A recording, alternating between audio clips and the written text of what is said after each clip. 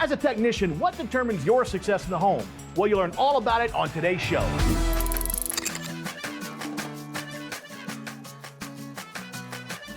Now, today we have some great content from yours truly and the amazing Russ Horrocks. We'll talk about rewarding the behavior that you want, exceeding customer expectations, and how to be, not just what to do. Take it away, Russ.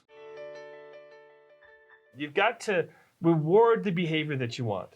And so you have to recognize your people in your office and among your team for doing those kinds of things. Let them know that's celebrated. We appreciate the extra work that someone did to get this incredible review or feedback from a customer to say that they helped them carry groceries in, or they helped them.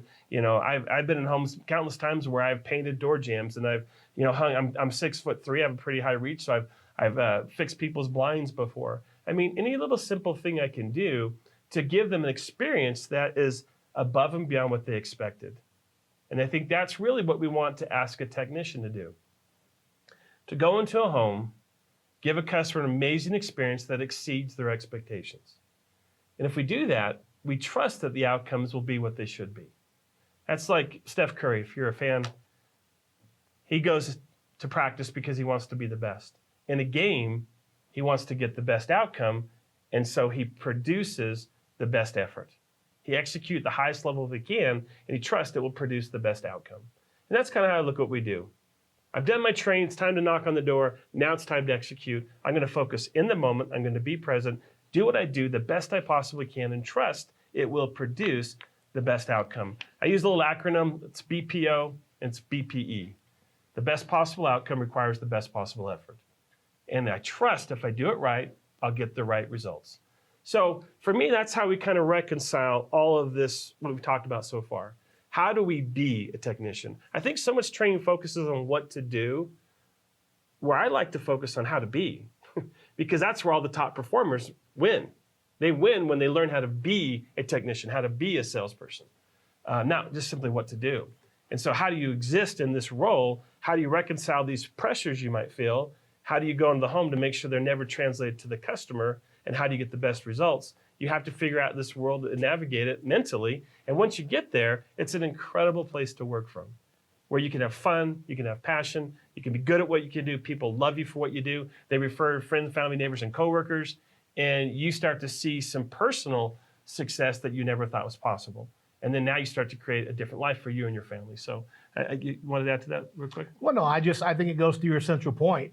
That the customer experience drives everything. And I think when we talk about this customer experience stuff, it's not just kind of a soft, skill that you can't measure. Like there's a direct correlation between how happy your customers are and how much income you make, right? I mean, as I often say, we get compensated in this industry based on the number of problems that we solve for homeowners.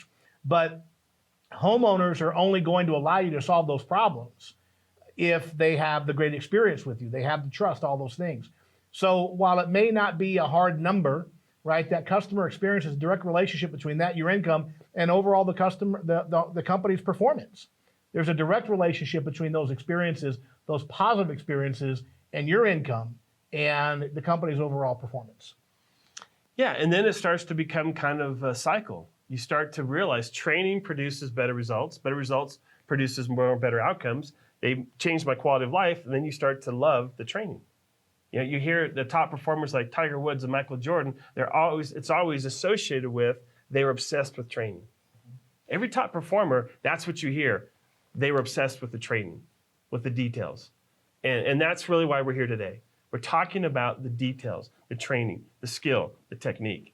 Every word I say in the home, I can tell you why I'm saying it, what it's accomplishing, what's allowing me to do, the objectives I'm achieving, and how it's progressing the call.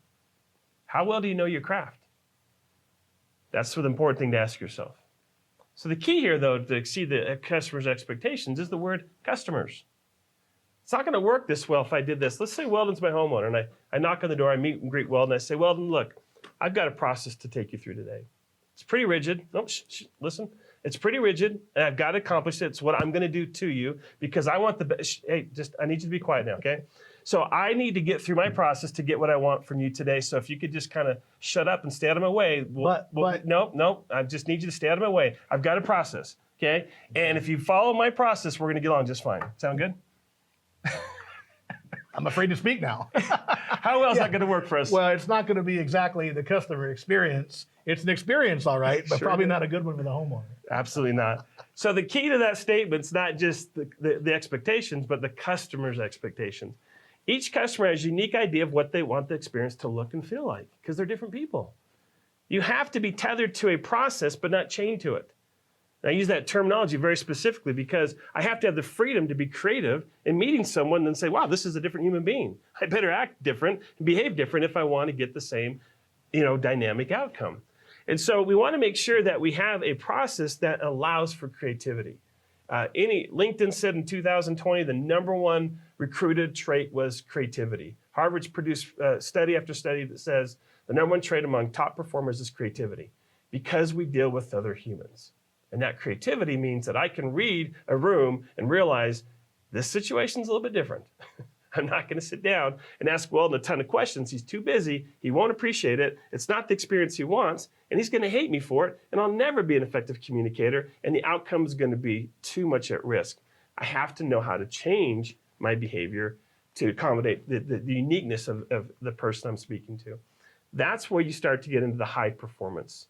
Those guys that can do $1 million with 100 leads, they know how to do that. They know how to do it with any type of personality, any type of situation, any type of buyer, customer, value system, and buying process. They know how to execute their process with that level of dynamic,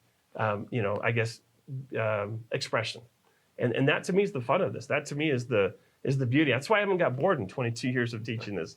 Because every day I get to learn it better and learn more about it. And every night I get to study more and go, you know what? That's pretty cool. I didn't know that. And that to me makes this, keeps it fun and exciting. So, all right. So exceed. Why do you want to exceed? Well, you can't just meet the expectations. It's not going to work. They expect you to know what you're going to do. You don't go to the doctor and he gives you a diagnosis and say, wow, you actually diagnosed me. I'm shocked. We expect them to know how to diagnose this. I'll tell a funny story. I won't mention the guy's name. I'm in Texas. And I rode with the salesperson years ago. And he gets out of the truck and he's smoking in the truck. He gets out in the customer's driveway. He looks at me with a very serious look and says, you know what I won't do, Russ? I said, what's that? He goes, I'll never throw my butts on the customer's property. I mean, did you want an applaud for that? I'm like, I blew my mind that he looked at that as a positive trait, that he doesn't litter in his customer's property. I mean, they would expect that you wouldn't litter in their property when you come to visit them. So when you're a technician, they expect you to be a technician. You're not gaining any loyalty or growth because you're a competent technician. That's not going to cut it in today's world. You have to blow away their expectations, be everything they hoped that you'd be, and be nothing that they were afraid that you would be. And that's that dynamic expression that we have to have. So when I knock on a door, I don't care if it's a maintenance call, I don't care if it's a service call, I don't care if it's a sales call. My mentality is, when I leave these people, they are going to be blown away by the experience I provide them. And that's the mentality I take into every single home. And I don't care what capacity I'm there. I was at a call a few weeks ago in Florida. We show up to a home on a maintenance call. 2-year-old trained 20V system. They had a UV light at the evaporative coil. They had a UV light downstream. I think it was an I-Wave or something like that. Brand new equipment. Everything had been done. And the tech turns to me and says, there's no opportunity here. I says, what are you talking about? There's a customer here. Let's go have a conversation. Let's find out. I have no idea if there's opportunity, but I'm not going to assume it based on what we see. The customer came out and started talking to the customer, made a connection. He had a new Corvette in his driveway. Those are like unicorns now. They're hard to find and get. And he had one, and we talked about it. He did a cold start for me, and we made a strong connection. And it was just innocent and honest. I enjoy people. I love to meet people.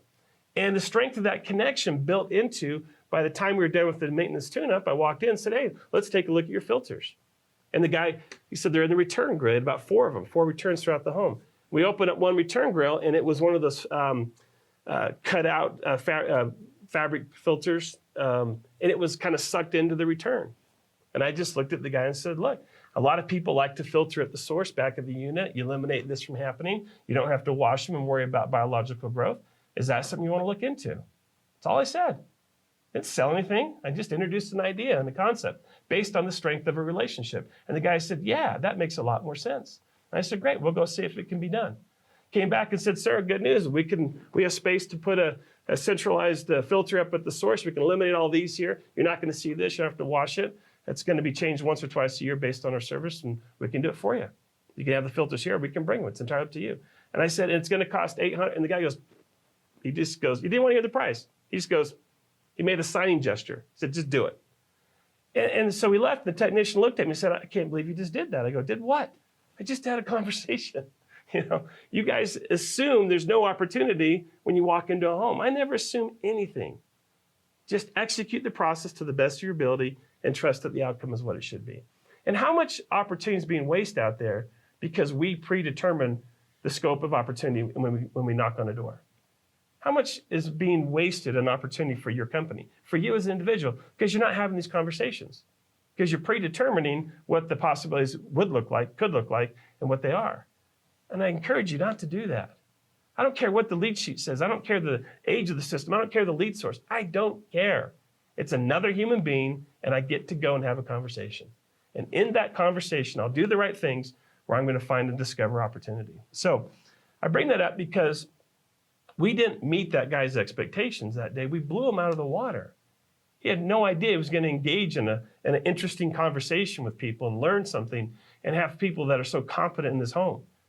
And then pressure him and just care to inform him and be there to help him should he want to be helped. And he happily engaged in that and then spent $900 to add a filter. There's opportunity in everything that we do if we just do things right. So I bring that up because we don't want to just have the mindset of getting a paycheck, not getting fired, doing the bare minimum. Like Weldon said, have the mindset of being the best at what I do. If you want to be the best, the top producer on your team, then become that. It's a choice. No one naturally got there. And the natural part of it may make it easier for somebody, but anyone that wants it bad enough and puts the time and work in can achieve the top performance level if they simply want to. It's a behavior you can learn. It's skills that you can develop and you can work on. So I bring this up because these are the foundational components to being the best at what you do. And without them, everything we talk about tomorrow will be worthless. You won't be able to execute it correctly because you're not going to be built on the foundation, the mental foundation of how to do this right. Well, do you want to add something to that? Yeah, I was just thinking of a story. You probably heard me tell it before. I write about it in my book, Consistency Selling. It's about a guy that his business was called Joe the Concrete Guy. And years ago, I lived up west of the town here, up in the mountains, and I'd see his truck around town all the time, and I needed some concrete steps poured at the end of my driveway. So I called him up, Joe the Concrete Guy. Comes out to my house, he gets out of his truck. There's not a pretentious, pushy bone in his body. He's a hippie, long bushy hair, big hair, big beard, cutoffs, t-shirt, flip-flops. Right? There's nothing pushy or obnoxious or salesy about Joe the Concrete Guy. Not a silver-tongued devil, right? Not at all. Simple guy. And I'm showing him where I want these steps poured. And as we're talking about these steps, at one point, he looks over at a trailer that I had parked next to my driveway in the dirt and the rocks. And he says, why is your trailer parked in the dirt and the rocks there? I said, well, Joe, as you can plainly see, the driveway isn't wide enough for the trailer. And he said, well, when I'm here pouring your steps, I could widen your driveway. And my budget went from $1,000 to $10,000 just like that, because I ended up widening the driveway all the way to the street. But when he wrote all the paperwork up, I asked him, I said, Joe, where'd you learn to do that? He said, I've been doing this a long time, and all I do is concrete. I don't do HVAC, I don't do plumbing, roofing, siding, yard work. All I do is concrete. And I learned a long time ago that if I'm going to pay my bills and feed my family, I got a very simple job. And that is, every time I walk onto a piece of property, I look for every problem that concrete can solve. And I tell people. And really, that's our job. It's what Russ did on that call he was talking about in Florida, or Texas, wherever it was, with the filter. Right? He wasn't being pushy, wasn't being slick. He's just looking for every problem that heating and air conditioning and filtration, indoor air quality, airflow can solve, and letting people know about it. I mean, if the guy had said no, he would have been fine with that. Right? No is a perfectly acceptable answer. Yeah. But I think sometimes we start thinking that if we do that, we're somehow being pushy or slick or whatever. Your job is to walk into a house, build the relationship, and look for every problem that heating and air conditioning, ventilation, IQ can solve, and tell people about it, and then let them make the decision. They'll make the final decision that's best for them. So I couldn't help but think about that story, because that's exactly what you were doing in that situation. And I think Joe the Concrete Guy is a pretty good model for all of us. Yeah, I love that story. I call that seeing these techniques in the wild. He wasn't taught that. And I've met a mechanic like that, but they realized their survival was based upon being good at what they did, and they learned that technique because they had to. Yeah. Look, I was having this conversation with Gary Alex a couple nights ago. And you may know Gary. He's one of the faculty members, founding faculty members here. And we were talking about, to a large degree, that we're spoiled in our industry. Listen, I've written sales books, and I speak in every conceivable industry you can think of, from insurance to banking to transportation, everything. And in most of those industries, like, you're out there pounding the pavement doing your own lead generation, right? You're prospecting every single day. It's a big part of your job. In our industry, as service technicians or comfort advisors or selling technicians, the reality is you get set appointments probably every single day, right? And you don't have to prospect. You don't have to pound the pavement. That we are spoon-fed leads and service calls in this industry. And I think sometimes because we have this abundance of calls that we do get a little bit, I don't know, a little lackadaisical. We take it for granted, right? Maybe if we had fewer opportunities, we might be hungrier and look for these opportunities to fix something. But I think we kind of get a little bit spoiled. I'm speaking for myself too. I was a comfort advisor for a long time. And so I think we just have to be aware of that reality, that we can take things for granted. We can fail to be maybe as hungry as we should be because we're getting so many leads and service calls every single day. But if you take that abundance of leads and you apply the mindset that Russ is talking about, the combination of those two things is pretty dang powerful. Yeah, I love that. That's a tough message, isn't it, Weldon? It is. We don't want to say that we're marginalizing your struggle, but to his point, I mean, your struggle is you have too many calls today. You have too many opportunities. That doesn't happen in most industries. They're sitting around going, I can't pay my bills or feed my family, and I have no opportunity to even have success. Yeah. So it's not that we're marginalizing your struggle. We know that what you do is hard. We know that what you do is demanding, but what an advantage we have that we can go out there as salesmen or technicians and have opportunity given to us. So make the most of it, absolutely. So mindset to support the brand objective. We have to have a service mindset. That's why I love working with service technicians. Awesome content right there from Russ, as always. Now, if you like this episode, please share it on your Facebook. And if you want to unlock more premium training content to take your business to the next level, click the link in the Facebook post for a free 30-day trial. That's it for now, folks. We'll see you next time. Until then, bye-bye for now.